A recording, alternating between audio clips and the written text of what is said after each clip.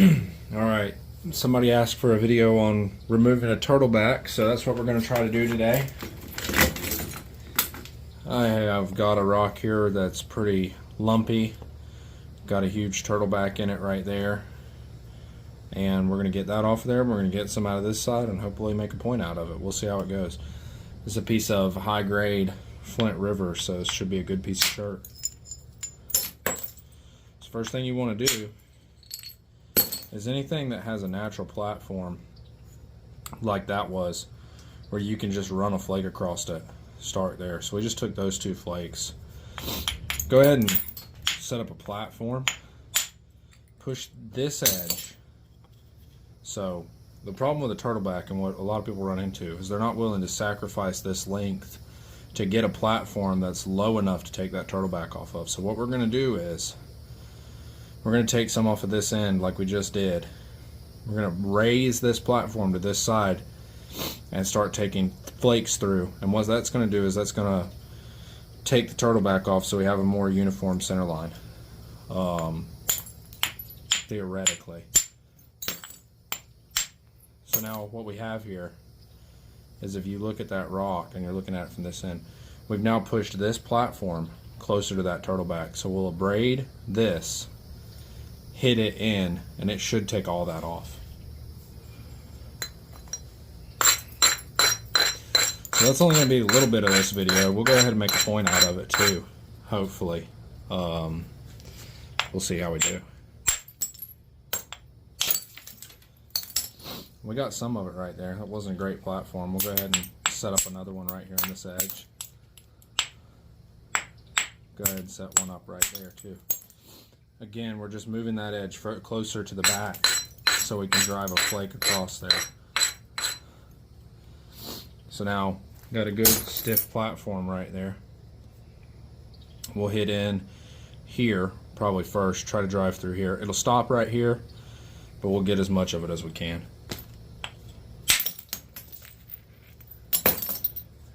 Same here.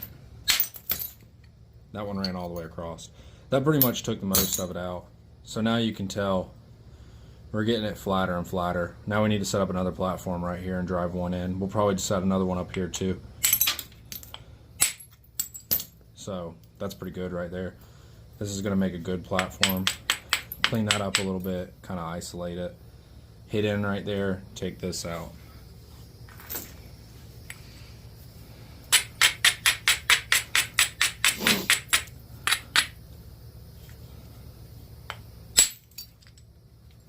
So now that's gone. And that's most of the turtlebacks gone. We'll go ahead and set this platform up and drive it back, just try to square it out a little bit. Go ahead and get this off of here, set up a little better platform. Zigzag our edges a little bit.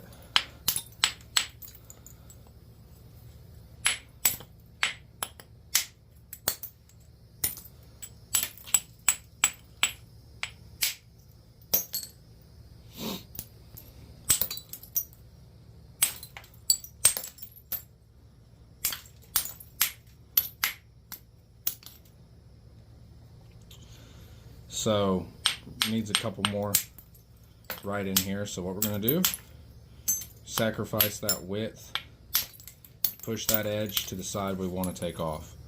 So we took flakes off going down right here. That raises the edge towards the side you're looking at now. It raises it up to this side. So then we can come in and we can take a flake in here off of this platform that's going to run in like this and help remove more of this mass.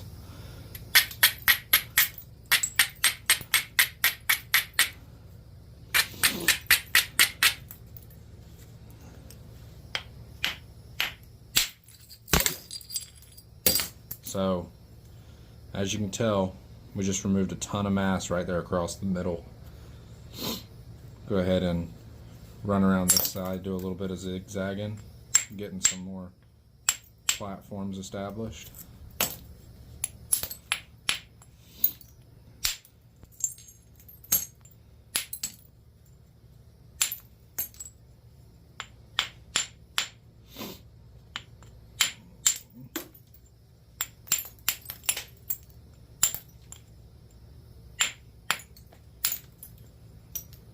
So We're pretty good all the way around right now.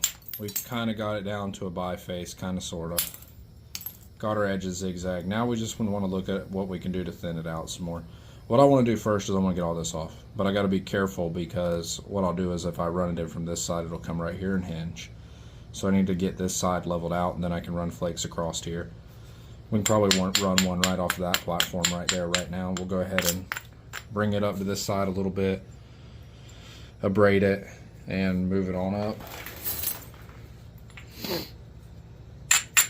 So abrade it, get it pushed below center line. Got a good looking platform right there. Should run all the way to about right here and stop. Close. Yeah, it did about that. It took that off. Didn't widen out very much because of this. So what we can do is set up another one right there.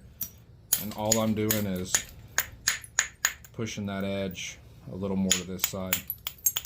I'll go ahead and try to flatten this out some more by setting up a platform right here, driving in.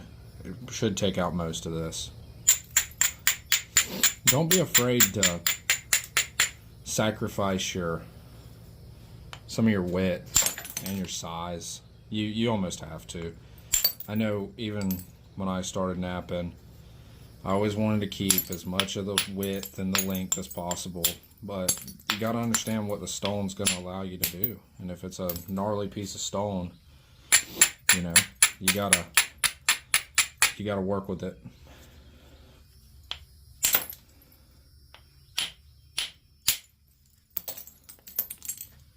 So now that's all taken out, and we'll just continue working off those high spots. I do not like taking tip strikes, but sometimes we have to. Get that one right there. It's a good little pre-made platform right there. We'll go ahead and take it off.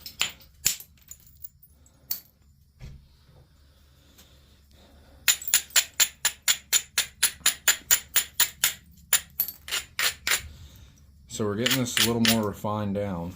Definitely went ahead and got the turtle back off of there. Got a good looking little biface going on here. We want to get the rest of this cortex off. Best way to do that is to take some flakes off right there where you want to get. You know, if I want to take that cortex off, I'm going to have to set up a platform. So what I did right there is I just went ahead and knocked some short little flakes off, push a platform up to this edge. I'll try hitting right there. It's not the best platform in the world. It's super chalky. I don't know how deep it runs in there, but we're going to find out. It's better to know now.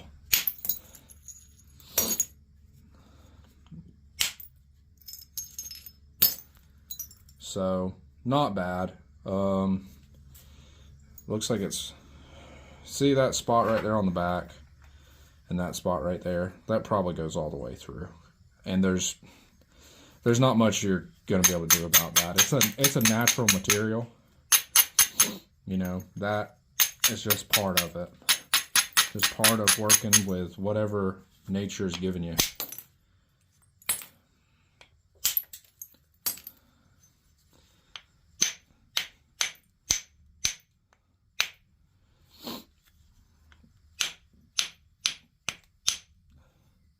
I think it's about time to break out the indirect. Like I said in a couple of my other videos, I rely on the indirect pretty heavily. I know some people don't use it at all. I'm not that skilled.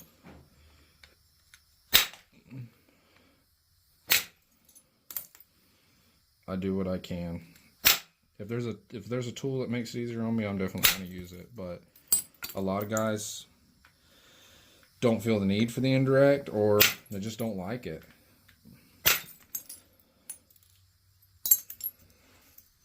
I think for people who are just beginning, I would totally recommend it. you have a lot more control. A lot more control. And trying to get things thin when you're just starting out, it's just, you know, it's a lot harder with direct percussion until you learn all about platforms and how to set them up. And that takes a lot of time and a lot of rock. And not everybody has that. So, you know, the indirect's a lot more forgiving.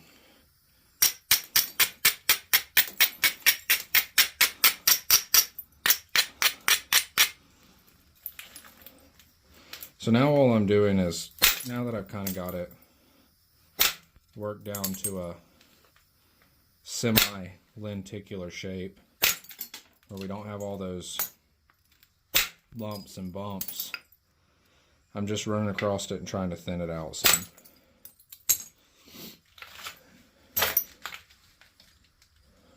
Trying to thin out any more little spots that are lumpy and bumpy, like that right there. Probably have to take some off of this edge, try to get in here to this. It's going to be hard to get past this. We'll probably have to go in from here, hit in at an angle. Now that I took all those flakes off of this side and kind of cleaned it up, what I'm going to do is I'm going to raise all my platforms up to this side and come back and run another pass in across here. And there may be some spots we leave, or there may be some spots we come back to. Like, I don't know how well it's going to show up for y'all, but there's a pretty good hump here, but there's a dip here and a hump here. So what we want to do is we want to level this hump out and level this hump out so that dip becomes the center line. We'll have to move everything down to the level of that dip. I don't know how well that shows up on camera, but hopefully y'all can understand what I'm saying. So there's a hump here, and a dip here. So this hump has to get taken off. This hump has to get taken off. And we have to bring everything down close to the level of this to make it look flat and make it look right. You could totally leave that. It'd probably be okay. If you weren't worried about how pretty it was, you could just leave it. I guarantee you a native would have, because you're going to lose a bunch of stone chasing that, but we're going to chase it.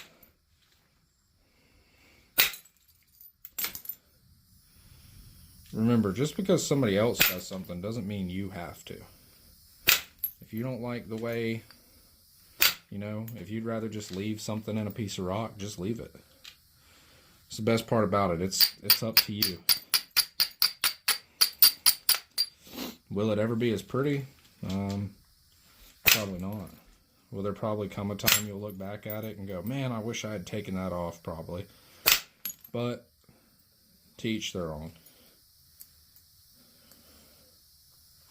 So I'm going to raise this platform up right here to this side, and this edge kind of needs to go anyway. And when I'm raising that platform up, I'm turning that point down like this, so I'm not really taking long flakes off of it.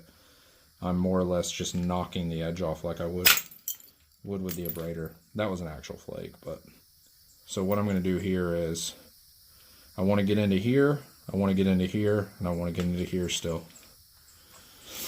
So I want this gone. I want to try to flatten out one side before I flatten out the other. So what I'm going to do here is I'm going to take this hump, and this hump off, if I can. So that means I need to raise some platforms up to this side to get that stuff off of there. And again, with this one, we'll probably have to come in from here. I got some of it from that other side. We'll probably have to come in a little bit off this side. And again, remember, you're going to lose some width. It's just part of it. That edge still isn't high enough to get to this side from what I can see. It needs to be raised up quite a bit more. And one really easy way to do that is just go ahead and take some off the other side. And since I want to anyway, we'll go ahead and do that. Same thing over here. It's not high enough for that other side yet, so we'll go ahead and take some flakes in here. That'll help raise the platform up, since I wanted to take flakes in there anyway.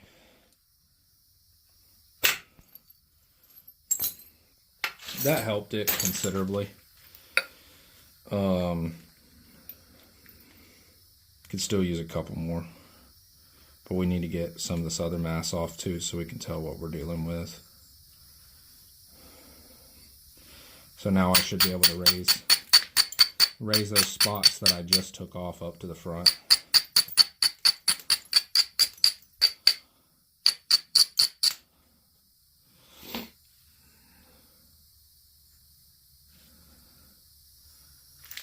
Try it right here.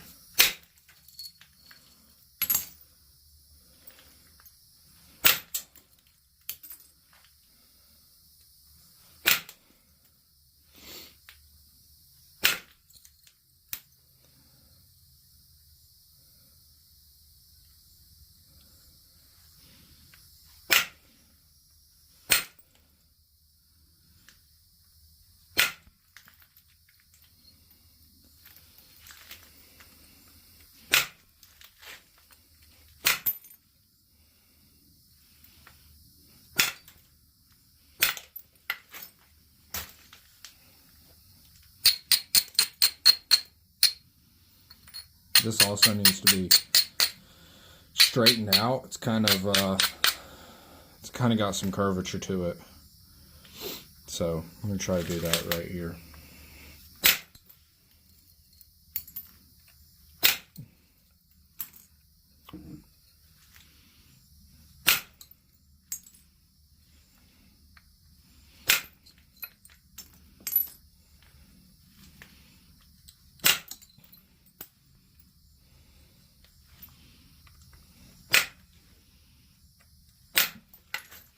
I hope the camera can pick up the difference in my strikes.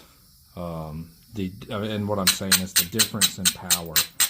Y'all should be able to hear when I'm hitting it hard and when I'm not. I would hope that it would pick it up. That was a really hard hit, and before I was just tapping it like that.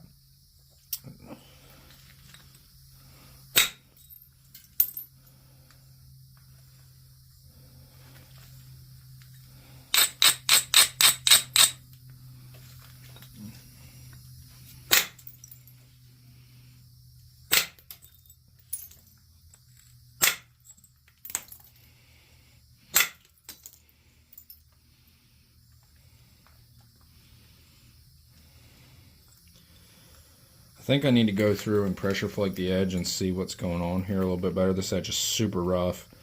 This one's not so bad, but there's still some curvature going on.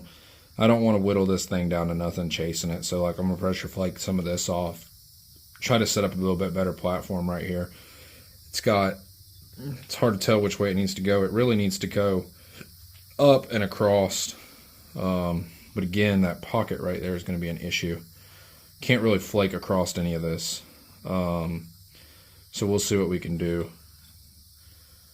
This edge probably also needs to come up, but it's gonna cost us yay much width. So we'll end up with a really long skinny point. But we'll see what we can do with it. You know, worst comes to worst. Again, like I said, you just make what you can out of what the rock gives you. It's hard to, one of the hardest things to do at Flintknapping, in my opinion, is when someone says, here, make me this exact type and point style. Because I make what the rock wants to be. You know, if it wants to be long and skinny, it's going to be long and skinny. It's harder to bend the rock to your will than just go with what it wants to be. There's lots of guys that can do it. I'm not one of them. I struggle with that. There's plenty of people out there that can say, hey, I'm going to make this and make it. I am not one of those guys.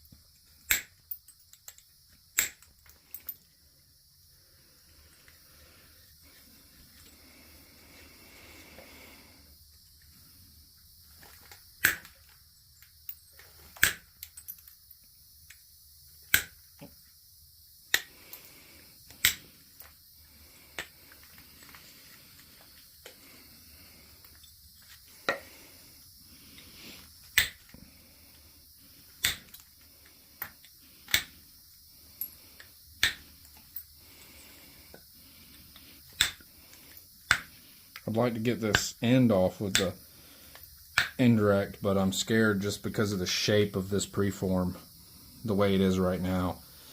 If I hit that end, it'll snap in half. I'm not 100% sure on that, but I'd say I'm 50. So right now, still not straight. Need some flakes going this way off of that. Kind of the same thing over here. This edge is even more rough. I'm going to say same, some more thinning out in the middle. And that's to get this straight across here, because this side and this side, they're just real hard to flake into. So we're going to lose some more width. We're going to try to thin out that middle some more. We're almost there.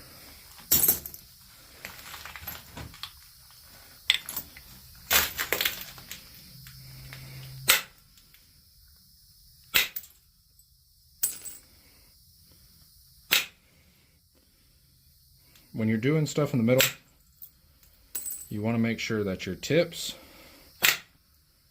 have been refined down to a reasonable point.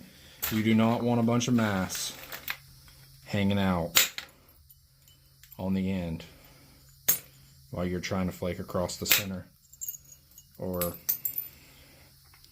you'll end up with two pieces.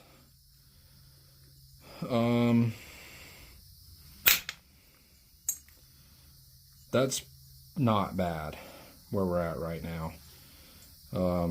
Again, I'd like to drive some flakes into here, into this back end.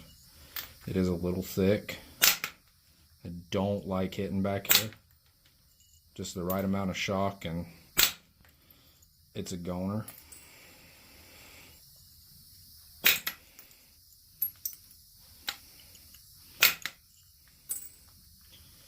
So we'll try to set up a few platforms right here and run across here. It could really easily break right through here, but it's just not, it's unacceptable to leave this thick.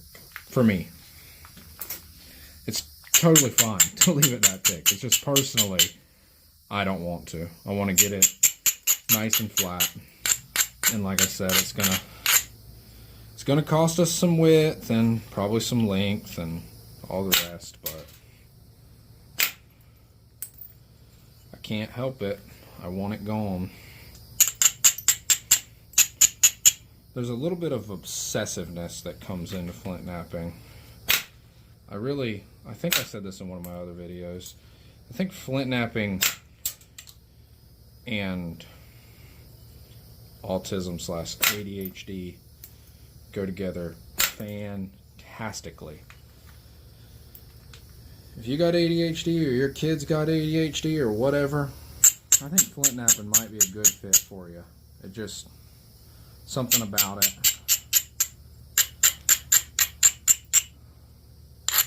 Something about it.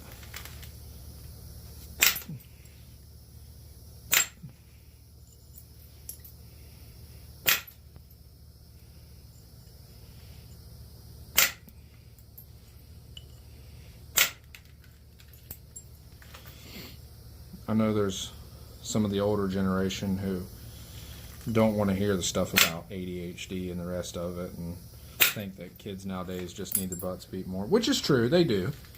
They do. I try to discipline my kids regularly, but there is something to be said for, and I don't necessarily look at it as a negative thing. I think it's just some of us are wired different, you know. It's people are like, oh wow, my 5-year-old won't sit still for 8 hours a day in school, he's got ADHD. No, your 5-year-old's normal. A kid that'll sit there for 8 hours a day, there's something wrong with him.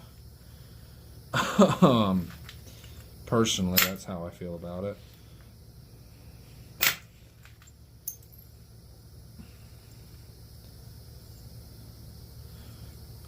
Probably not trying to get too political or philosophical or anything on the video. I'm just, you know, ain't much to talk about besides Flintknapping and what goes into it. So anyway, we got this thing thinned down pretty well. Got a lot of that curvature out of it. It's making a nice little thin preform, better than I thought. I think we're going to run around, pressure flake the edges, clean it up, and ooh, I don't know. Dalton? Dalton maybe. I'm bad at making Daltons, so let's hope I can do a decent one on video. I made a Clovis the other day for the first time. I'm going to post some pictures of it up over on Reddit and on my Instagram. Super proud of that. I also made a wonderful Novaculite dovetail. Unfortunately, I didn't make them on video. I made them at a friend's house, and he's a much better flint knapper than me. He kind of coached me through the fluting on the Clovis. I always seemed to think it was some black magic, but it's really not. You really just set up a platform and smack the pee out of it and pray to the flint knapping gods that it doesn't break in half. There's probably better ways to do it, you know, using a jig, but that's probably how the natives did it. They probably just put it against their leg and whacked the pee out of it, and if it broke in half, they went and grabbed another one. Also, if you're a guy out there trying to make a Clovis, you need a thick preform. You need to start with you couldn't do it with something like this. Well, I couldn't. Maybe other people could, but the chances of it snapping in half at this stage are really, really high. This is too thin for trying to flute. For me. I think for everybody. That'd be a good question. Maybe we'll do a Clovis video. Yeah, I made one, so maybe now I think I can make one on camera too. You never know unless you try. I hope that was in frame. Is it in frame up here? Sort of, kind of. Not really. We'll do it down here.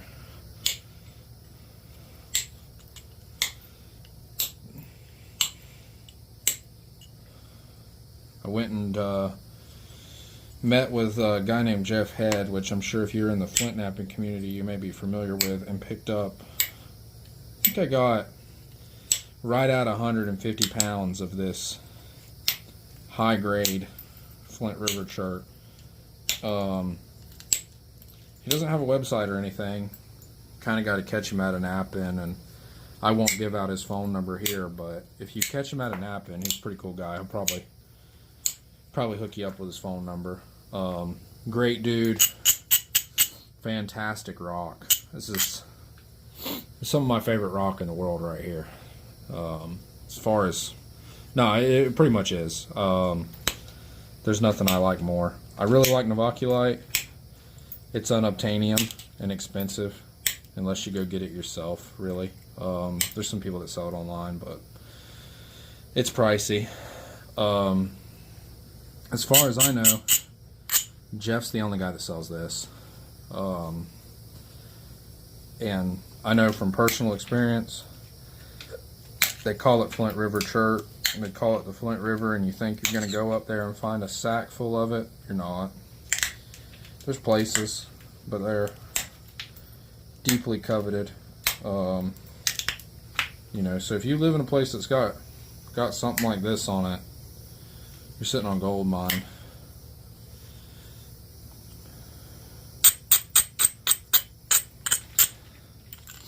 So, go to Knappings, meet your fellow nappers, socialize, buy rock from people. You learn a lot at Knappings.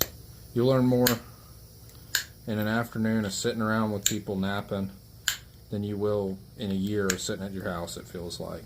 I feel like I come away with just so much more knowledge than when I got there.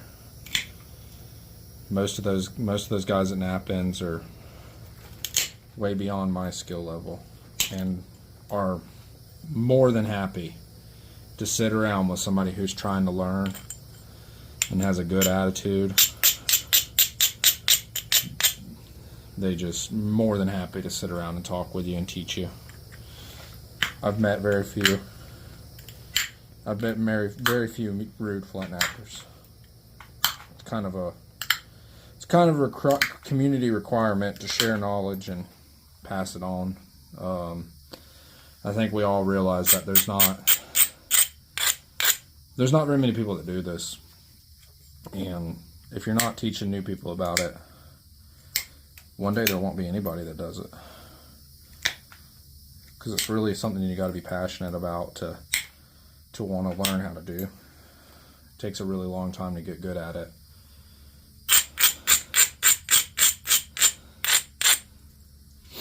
I hope I'm not talking everybody's ear off. I've asked a couple people that are friends of mine that have watched the videos. I said, you know, what do you think? And they're like, keep talking. It sounds fine. So I'm going to keep talking until somebody tells me not to. And I'll probably still do it, honestly. I can't shut up.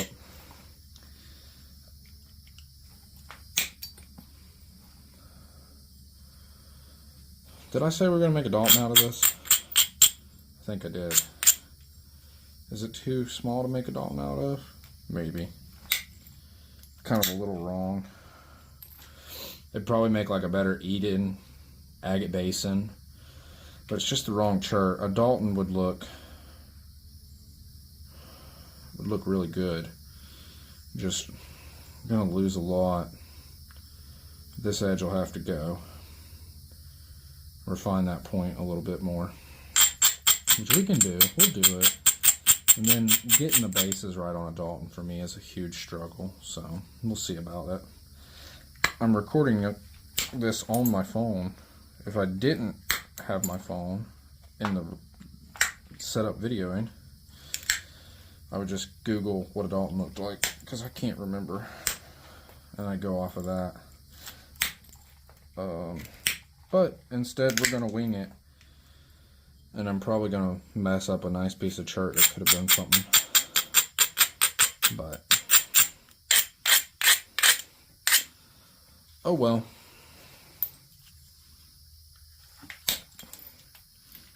It's supposed to be fun, right? You're not supposed to take it too seriously. It's like sports. People take it too seriously. It's supposed to be a game. Flintknapping is supposed to be a hobby. An experiment. It's not supposed to be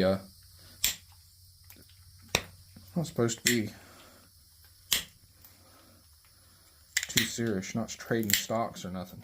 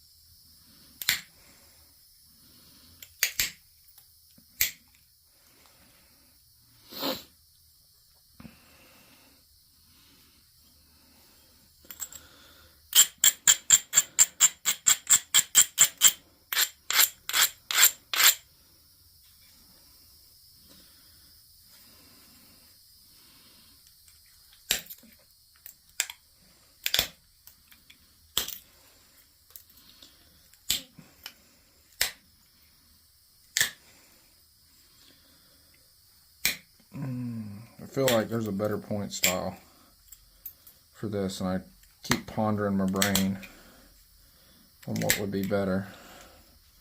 Something I know exactly how to make and make it look right, and I just keep drawing a blank. Somebody's probably screaming at their phone right now, make it this, make it that. Sorry.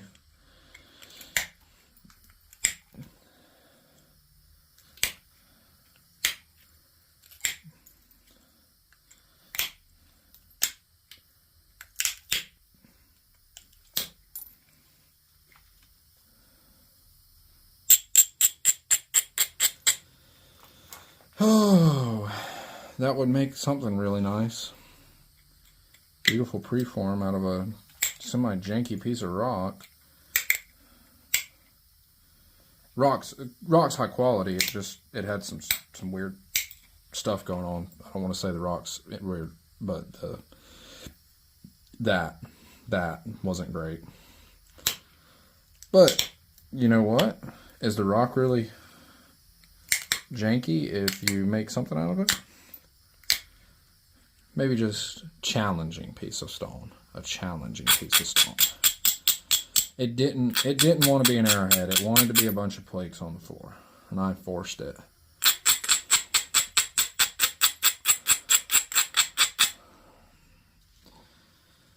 I really don't like notching.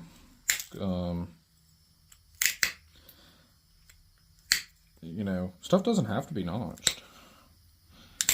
It can be. Certain point styles have to be notched.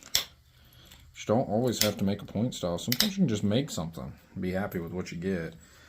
That's kind of the defeatist attitude towards it. It's kind of like there's an old parable, I think it was like Aesop's Fables or something, where the fox like couldn't get the grapes, so he said those grapes probably sucked anyway.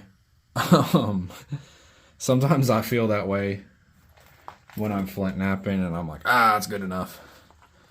It wouldn't have been that nice anyway. But, you know, you can push stuff as far as you want to push it. It's all up to you.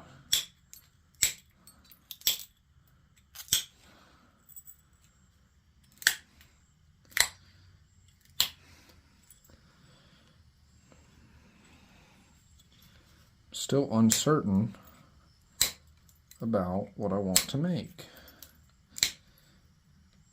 I know y'all are probably like, dude, it just keeps getting narrower and narrower. Leave it alone. Well, I want it to be thin and uniform and pleasing. I could have left it wider, but then it wouldn't have looked as uniform. It would have looked all weird. This preform looks like something. I just can't think of what. I can tell you what it's starting to look like. It's starting to look like it's just going to be a blade. It looks like an agate basin, just the way it is. Just unfortunately, kind of the wrong part of the world for this stone. This is a South Georgia stone, so it really should be a South Georgia point style. And a Dalton is a South Georgia point style. But to make a Dalton, I could be wrong. This would need to be square, square. These parallel is what I'm saying. Let's see what that looks like. Let's take those down parallel. That's going to be similar to something like a Dalton. Some kind of big hafted blade. And you can always use your abrader to get that finished up.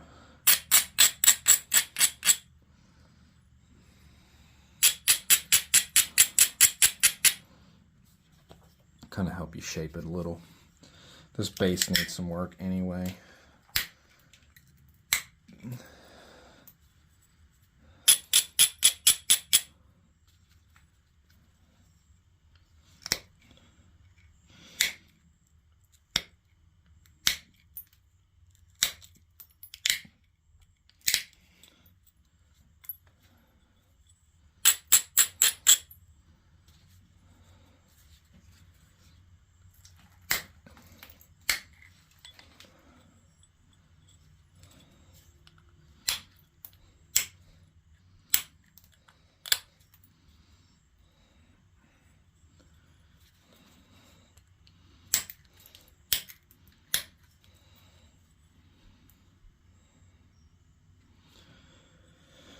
Oh, I wish I hadn't done that on camera. Doesn't look right. Does not look right.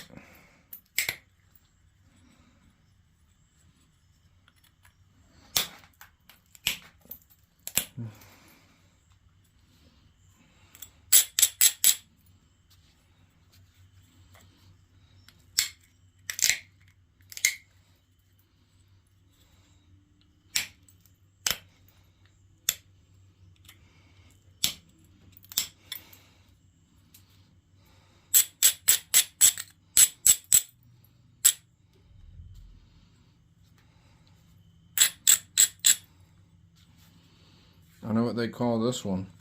I think they call it a Scott's Bluff. I think this one's fixing to be a Scott's Bluff. I don't know where Scott's Bluff is, or what the Native Americans from the area that a Scott's Bluff point comes from had for stone, but that's what this one's about to be. And I could be wrong about that too. It may not even be a Scott's Bluff. We're bad at point types, I'll tell you that much. But I'm learning them. I can name the big ones. Clovis, Noonan, whatever else. Ishi. Win 2. Oh, that's about it. Those are some of my favorites too. That's probably the only reason I can name them. That point style has a name. I just don't have a clue what it is. I really do think they call that a Scott's Bluff. Oh, if I'm wrong, I'm sure I'll hear about it from everybody in the whole. Anybody that watches this, I'll hear about it. It'll go viral for me making the wrong point type and calling it the wrong thing, and then talking about how I was going to make it Dalton the whole time, and then making whatever this is. I'm not going to take it that seriously though, guys. I'm here to flint knap, and I'm not trying to make artifacts or anything like that. I'm just trying to make stuff. Don't get too hung up on it. Like Bob Ross, you know, happy little accident. I probably watched too much Bob Ross growing up. That's probably what's wrong with me. It's probably why my flint knapping always goes. Sorry, I think I was out of frame there. My flint knapping always goes this way. Too much Bob Ross. Painting some happy little trees there, you know.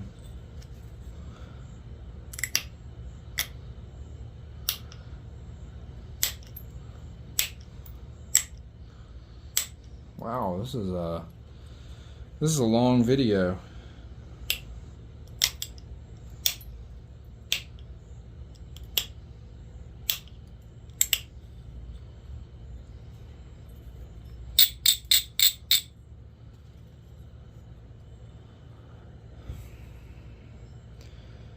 This needs some help.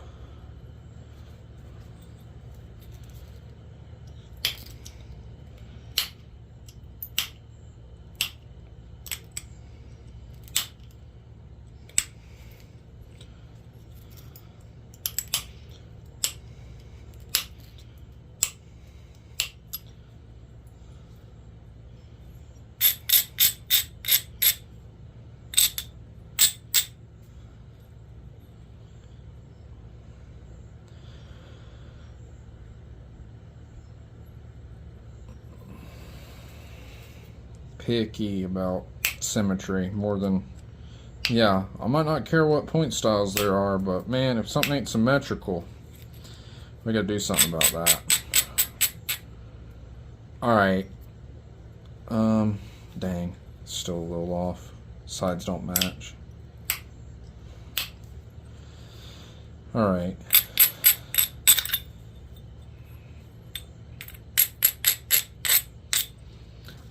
I hope whatever point style I had a ground base. I'm sure it did, but this one does. Alright, I'm calling it right there. I'm going to call that a... God, I probably have this wrong. I really think they call it a Scott's Bluff, or there is a point called an Eden, but the base should be more square, and then the point should flare, and it should be the opposite of this. So this would be the base, and then the point would... it would stay square like that for X amount, and then just taper plane into the point. But that ain't what we did here. We did that. But that's how you remove a turtleback off of a piece of stone and nap a point out of it. Sean made this one for you, dude. Hope you like it. Appreciate y'all watching. Please share, like, subscribe, do all that good stuff that helps YouTube know if people like my videos or not, and me. I appreciate it, y'all. Thanks for watching.